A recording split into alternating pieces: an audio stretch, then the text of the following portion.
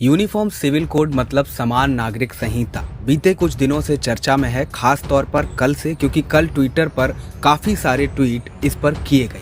कुछ लोगों का मानना है कि अब समय आ गया है और इसको लागू कर देना चाहिए।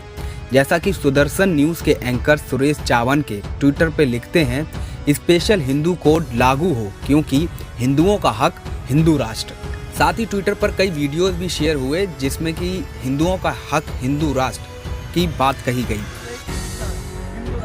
अब एक ही रास्ता हिंदू राष्ट्र, अब एक ही विचार हिंदू राष्ट्र। यूनिफॉर्म सिविल कोड के हक में बीजेपी के कुछ नेताओं ने भी ट्वीट्स किए।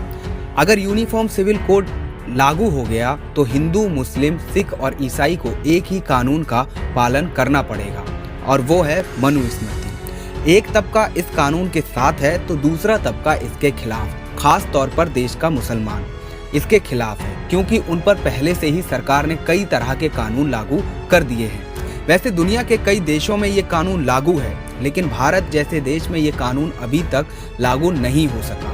इसके कई सारे कारण हैं, क्योंकि भारत एक पंथ निरपेक्ष देश कहलाता है। यहाँ पे कई सारे तरह की संस्कृतियाँ हैं, धर्म है, जाति है, जिसके अलग अलग तरह के कानून बनाए गए हैं। वहीं रक्षा मंत्री राजनाथ सिंह ने कहा कि समय आ गया है समान नागरिक संहिता लागू करने का।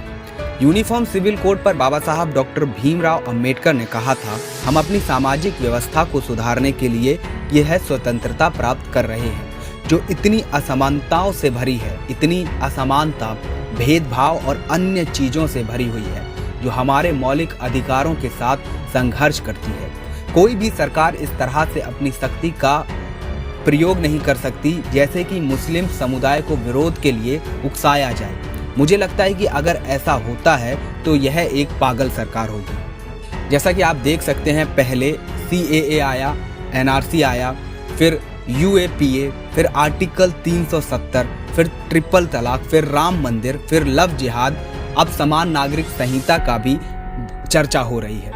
सरकार हर तरह से लोगों की आज़ादी को छीनने में लगी हुई है। बिहार में वादा किया था नौकरियां देने का, रोजगार देने का, लेकिन दे दिया लव जिहाद का कानून।